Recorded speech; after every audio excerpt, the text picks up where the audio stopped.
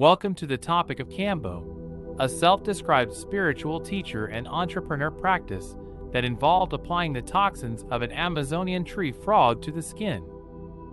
We'll be going over the tragic case of the death of Natasha Lechner, a woman in New South Wales who at the age of 39 passed away during a shamanic Kambo ritual.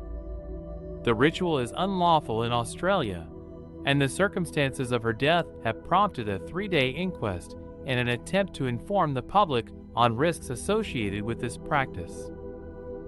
In the world today, more and more people are turning to alternative forms of spiritual and medicinal practices. From meditation to acupuncture, we can explore these different ways of healing. Among these practices is Kambo, a secreted mucus from a frog species known as Philomedusa bicolor. This organism, also referred to as the South American giant leaf frog or giant monkey frog, causes those who absorb its toxins through the skin to vomit or purge. In the case of Natasha Lechner, she and her friend Victoria Sinclair had known each other for about 5 years, and she had attended several prior Kambo ceremonies prior to the March 8, 2019.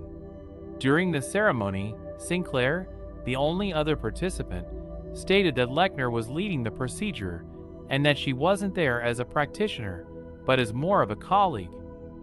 After completing the ceremony and administering Kambo to her friend, Sinclair noted that Lechner's reaction was a bit stronger than normal, particularly with cramping in her womb. Unfortunately, after applying the toxin, Lechner quickly became faint and collapsed, murmuring, with her face turning blue and her breathing labored.